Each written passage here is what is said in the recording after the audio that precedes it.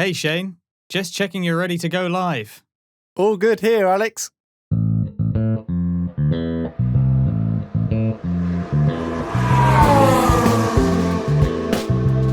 Hi, I'm Alex. And I'm Shane. And this is the RPM podcast.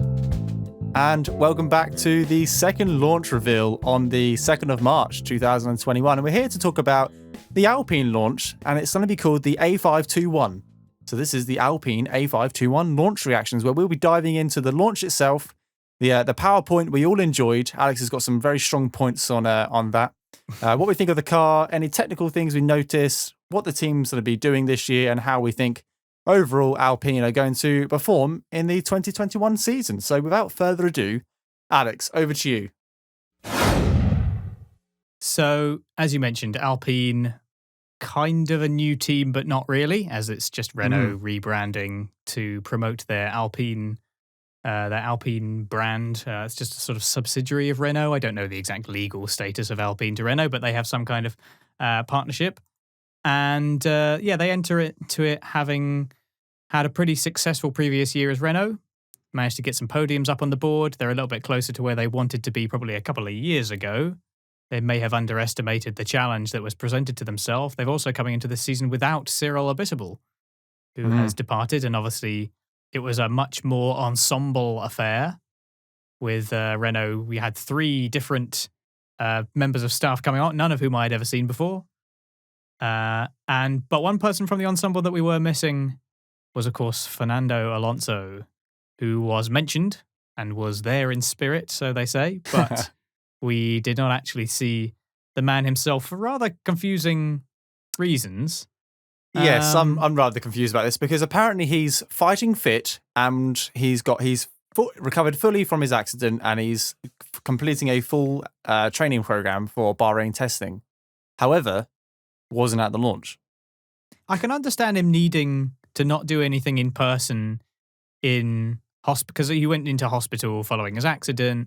Now, usually if you go into hospital with everything going on, you have to isolate for a period of time, both when you go in and after you come out. So I can understand that was possibly the reasoning that they gave, talking about sanitary reasons. But if the whole thing was virtual, like they was, because that was what they did. They set it up as this virtual interview and everything. He couldn't contribute anything at all, or perhaps didn't want to. I couldn't really understand why he had no part to play in it if the whole thing was supposed to be virtual. There was no part at all. There wasn't even a pre-recorded. Yeah, can't nothing. wait. The car looks fantastic. Can't wait to be back in Formula One after 2 years. Please don't give me a GP2 engine.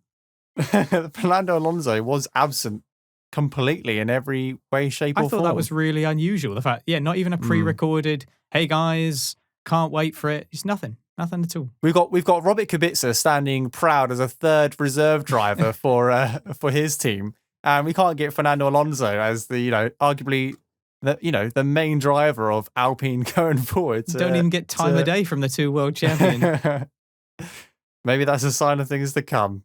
Maybe he'll be a little bit more reserved like Kimi Räikkönen is and just refuse to give any more than a 2-word answer to a question. Well, before we go any more detail about the launch itself, I suppose we have to immediately get out of the way the rather embarrassing technical issues of the launch.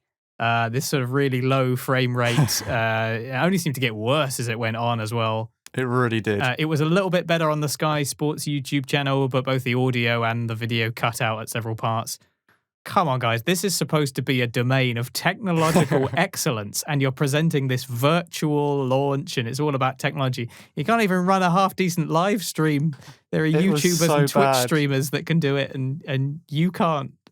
Honestly. It was not a good look to start off. It was not a good Especially look. Coming from the Mercedes launch, which was so clean and so crisp. And if you haven't heard that podcast, then go back and listen to it because we talk about how well executed that launch was. And now we're going to probably the worst executed, or hopefully what will be the worst executed launch of 2021. I can't see it getting much worse than that, to be honest. But that's that was unfortunate. But the good thing about video, of course, is that you can go back and watch it later, and it was fine. I did notice that, because I was watching it initially on the Alpine YouTube channel, and when the video ended, they immediately made it private because you could tell that they were uploading it again. So But yeah, I tried to focus as much as possible on the actual content. It was a bit distracting, and I ended up watching most of it after the fact because it was a bit. It was almost unwatchable on their stream. So yeah, let's actually move on then and talk a little bit about what the launch was. So we've already mentioned that they went for a techie virtual launch where people are appearing and disappearing from this virtual space like you're selecting your driver in a video game or something. It was like they would sort of swoosh in and out. And it was a bit stilted and impersonal in places, like all these 2D people talking at you. It was a bit unsettling. Yeah, I can't help but feel it just felt a little bit separated from what I wanted. I don't know if that's because a couple of launches we've seen where the drivers have been next to each other. We've had interviews within the same space, but this is very much, I think the word you described it was 2D. And I completely agree. And just having a 2D person fly around one corner and then appear and then disappear. And then you can see the outline of what presumably is like a green screen where they're actually filming from. And even the green screen technology wasn't that good because a couple of the people we were talking to, and I don't know their names because I've never seen them before in my life, had like white blobs around them or bits of green around them because it wasn't very smooth at all. It just didn't work very well for them at all. They probably should have just stuck the car in a factory and given us a little tour, and that would have been absolutely fine. I did mention to you briefly before we started recording this episode that I had my suspicions that none of it was actually live. And the whole thing was pre-recorded, as emphasized by our silly little joke at the beginning, if you didn't get that, about the way they started it, trying to pretend like everything was live in this really awkward, like badly acted intro. It was I'm shocking. not sure I believe that any of that was actually live, but I could be wrong. Maybe they genuinely tried to do that, and that's why it went a bit technically wrong. It's possible. Yeah, I don't know how I feel about that. If it wasn't live and pre-recorded, then I feel like they should have reviewed that footage and maybe, executed it a lot better than they did. They should have seen the mishaps and stuff like that. But I don't understand how that could happen on a something that big. But anyway, we'll move on. Everyone's got their own opinions on it. If you haven't watched it, by all means do. It is a PowerPoint. It's a 1 frame a second. It was pretty awful, but we will try not to mention it again. I think you can only really catch it if it was live because it was. I'm pretty sure they've deleted it. They'll probably is it gone now? I said, when I watched it, the moment it ended, they made the video private and re-uploaded it. So I think the new one is all right now. Fair enough. It was just the live stream that was bad. Yeah. So then we had Ocon. Obviously, Esteban Ocon featured very prominently in this. Understandably so, with Alonso being absent. He gave a voiceover in French, naturally, for a short film that detailed the history of Alpine as a brand and in motorsport, particularly in rallying and Le Mans, which is where they've had previous success. And really tried to hammer home their heritage, their position as a quintessentially French brand in association now with Renault. And it was after this that Alonso was actually mentioned, and they talked about, obviously he's a two-time world champion. And there's the livery reveal came after this. Obviously, we'll discuss that a little bit later. Now, there was quite a lot of waffling in this one. There was a little bit of going on and on about we're positioning ourselves for 2022 and we're going to rise to the challenge and we want to do really well against all types of tracks. And I had to go through it once a couple of times to actually get to anything that they were saying that was of any significance. And what I did catch from the Ocon bit was that he did start by emphasizing the collaboration between the French and British elements of the team. And he also mentioned the expectation that the car should get into Q3, which certainly Ricciardo was able to do pretty consistently last year. Yeah. The car should be more than capable of doing it. It's not too heavily changed from last year. It is predominantly last year's Renault car, which had so many different lines of success. And I know we all measure success in different ways, but like you said, Renault got onto the podium twice last year. In quite spectacular fashion, reached Q3 on a number of times. It was a very competitive car. They got onto the podium three times, yeah. And it was a very competitive car within the midfield and branching up until the top 3 teams, as it were. So I'm expecting almost the same for this year, given that there has been, the regulations have changed ever so slightly, and those changes should bring the teams closer together. They don't hinder anyone in particular, but they should bring teams closer together. And hopefully that car stays as competitive as it was, because it should be a good season, especially with Fernando Alonso. Let's see what he can do after 2 years out of the sport. let's not forget that Ocon actually had a year. Did he have a year out of the sport as well? He did, yeah. Yeah, so Ocon had a year out of the sport, and now he's been back in for a few years, and he's grown. He's become a better driver. He's producing the goods, and obviously being stacked up against Ricardo is some heavy task. It's been like it's a bit like Bottas and Hamilton. Unfortunately, there's a clear better driver. And now Ricardo's moved on to McLaren, and his next teammate is Fernando Alonso. So that challenge has not got any easier at all for Ocon. But I'm glad that he seemed very positive. He seemed very proud. He seemed very enthusiastic about this car and what it can do.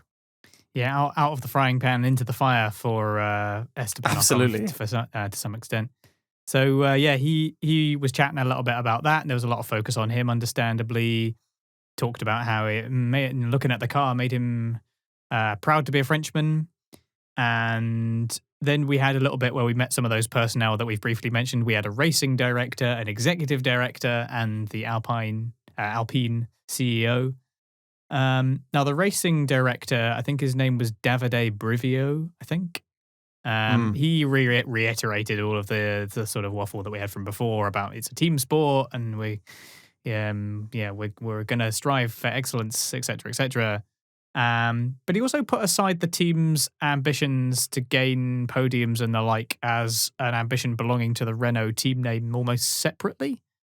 It seemed like there was a certain distancing from any ambitions that they had previously had because we know that they had aimed quite high and kind of fell short of their own expectations a little bit for a few years in Formula One.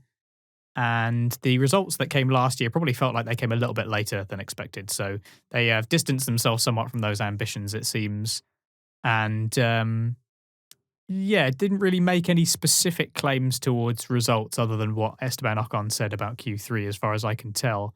They did describe Ocon as a star in the making. They heralded Alonso's achievements, understandably, but didn't really play up either driver too much either. They felt like they were treating them quite equally in many ways. Which is, absolutely fine. And I quite like that on a launch. You don't want one driver to be favoured over the other. It can come quite awkward.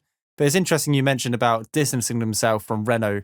Renault are undoubtedly a good team, but like you said, it just took them a couple more years. Not from Renault per se, but from like the kind of the previous the goals that they set themselves. Like the goal that they set themselves as that team, as Renault. So, maybe by distancing themselves from previous expectations, because Renault arguably fell not short, but just took a couple more years to achieve those podiums.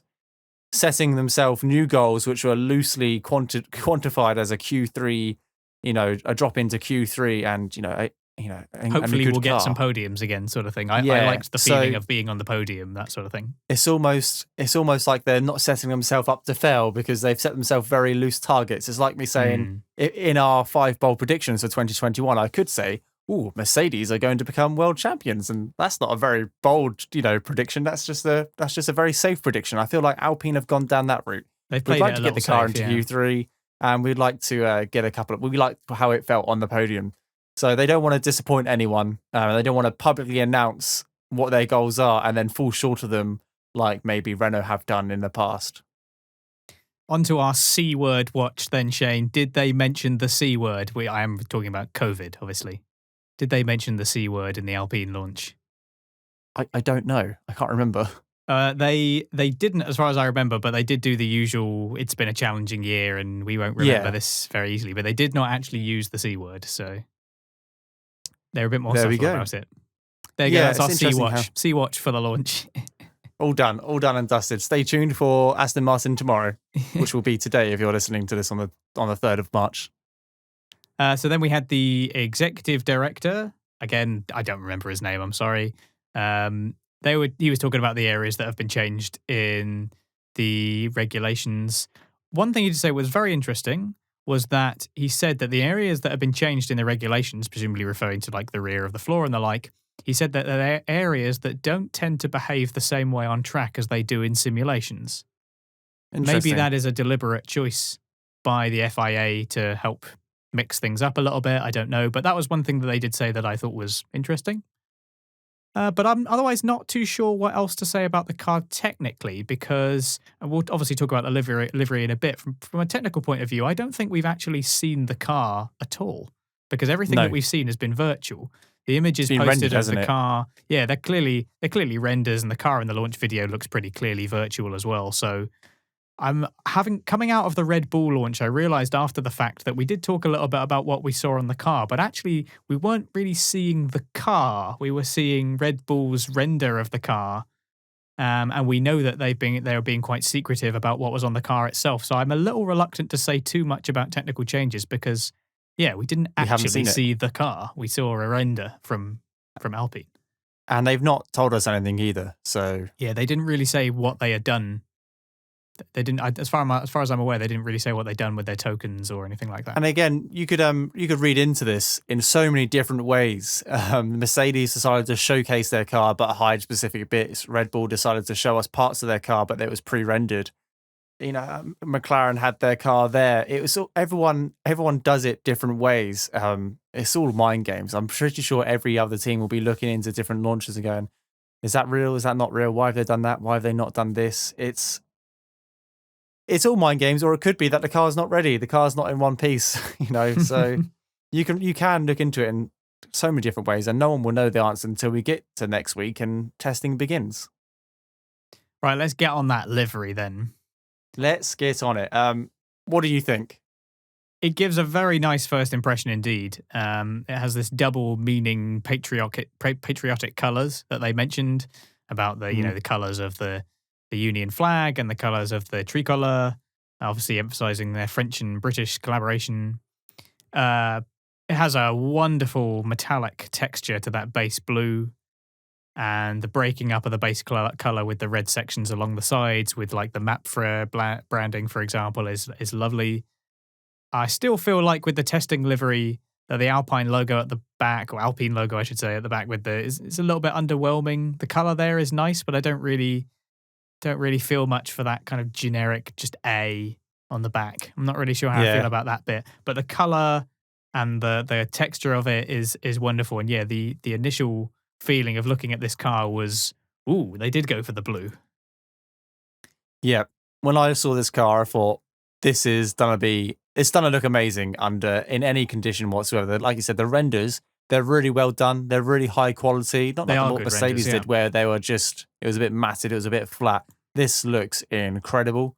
Even on the live stream watching it back, the car looked great as a 3D render. I love the blue. I love the red. I get what you mean about the A on the back of the engine cover, because it doesn't really feel like a logo to me at the moment. The A for the Alpine. Maybe that's because it's not recognizable, and that might just be me. That's true. But I feel like maybe a lot of people feel that way as well. I guess if you saw the Mercedes logo for the first time, you've never watched any sort of car racing, you might wonder why they've got a three-pronged wheel on the back of their car. It may be just because it's not a recognizable brand. It might grow with us, but it's in a strange place. It's almost like they've just kind of just put it on the back of their car. But I'm not talking about that too much. The blues, the reds, the curves, the different shades of blues as well. I'm a massive fan of this car. I think it's going to look great. We've got two. What other car's blue? AlphaTauri have also got a blue car, but this is a completely different blue. This is quite a sharp, almost like metallic blue that is a bit more. It's kind of more between the darker of the AlphaTauri and what I assume will probably be the lighter of the Williams. But we'll see. We'll see what they come out with. We'll see. But I'm a massive fan of it, and I think this will be one of the better looking cars on track, especially at a night race. If it's got that kind of shine it does in the renders, it's going to look amazing. And I think fair play to them. If you're going to come into a sport if you're going to come into the sport, you want a striking livery. We had that winter testing livery, which everyone thought, it doesn't look too bad. That looks all right. Oh, and I they've didn't just like made it. it. I didn't like Did that you not? testing livery. No, I thought it was boring as hell. I was like, it's just a big black car. Like there's nothing to it. There's no styling to it. Fair enough. But now we've got this, which hopefully, do you like this better? No, I think that what was missing in that first one is it was just they had this all black livery. It was like the testing livery that they had for the Renault. It was just a black car. There just wasn't really much to it aside from that A bit that they've got at the back, which is probably my least favorite bit of the livery overall. So, but now with this coloring and the texture on it and the way that the red breaks up the blue on the side view especially is wonderful.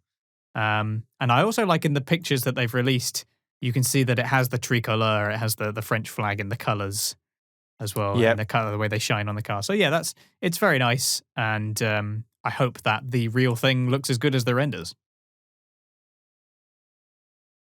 I did notice that they are sponsored by Yahoo now.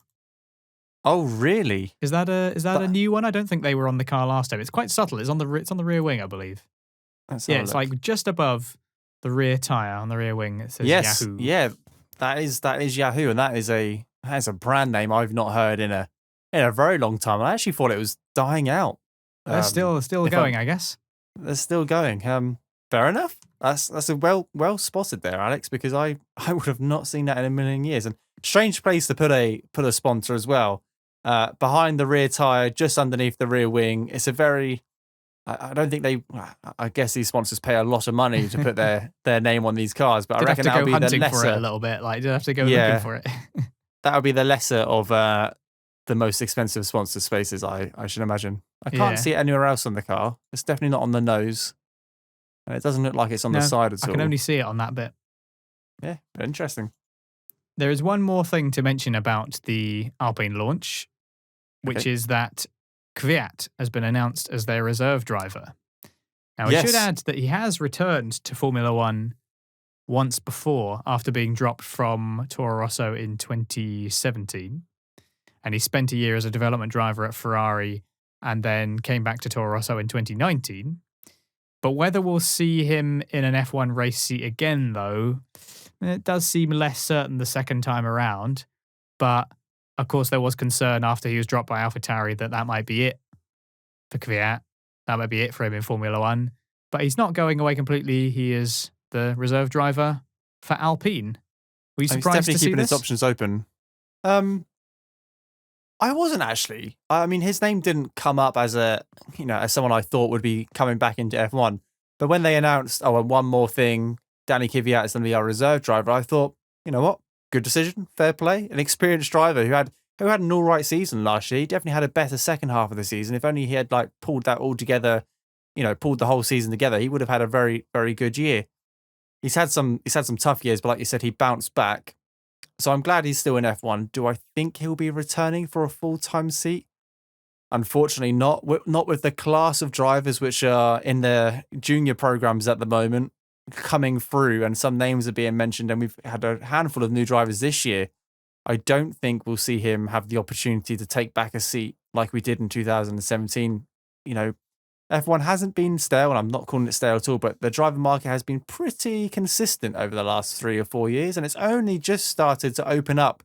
And we've had Nikita Mazepin come in, we've had Mick Schumacher come in, so we've had loads of different drivers, come up through the ranks and join Formula One. I think he was lucky to get back in for 2019. If that opportunity happened again, I don't think it would. I don't think he would be at the top of the selection list. Yeah, we've got a few rookies this year, haven't we? You already mentioned Mazepin and Schumacher. Alonso, he's a rookie, isn't he? He was at the young driver test. Yeah, I believe he's new. But yeah, so for Kvyat, he's unlikely to be back in a main race seat, I would have thought. But it's good to see that he hasn't gone away completely. And yeah, like you said, good choice for a reserve driver. Whether or not they'll need their reserve driver to take up a race seat, we will see if my COVID-related prediction about the 2021 season comes true in the middle of the season. We'll see. Yeah, well, a lot of drivers already had COVID. So either of the two drivers to catch COVID. I'm just saying. Very true. But hopefully that's all on its way out. Hopefully we'll have a pretty uninterrupted season going forward if everyone sticks to the local rules, and fingers crossed we have a full 23 race calendar. Blimey, that is a lot of racing over a year. Well, thanks very much for joining us again for another launch. This time the Alpine A521. What did you think of the livery from this team? Anything that we missed about the car? You can send us your thoughts or any questions or comments to us on Twitter at RacePerMinute. You can get in touch, contact us and find out more at RacePerMinute.com, or comment below if you're on YouTube, and we'll respond on there, and anything we usually carry forward into future episodes as well. We get our view from the stands segment going. We haven't really done it for a little while because we've been focusing on these launches, but we'll maybe have to do a Q&A session at some point before the season. That might be good fun. And if you enjoyed this episode, then do give us a rating or a like. And if you like what we do, please consider subscribing for more wherever it is that you're getting Race Per Minute, either on your podcast app, YouTube, wherever it is you are. And if you really want to support the show and help us keep the quality content coming and receive some lovely rewards by donating as little as £1 a month, then you can do that at patreon.com/RacePerMinute. We'd really appreciate all and any support to keep the show going so that we can focus on it being by fans and for fans. So thanks very much for joining us. We will see you tomorrow for the Aston Martin launch. See you tomorrow.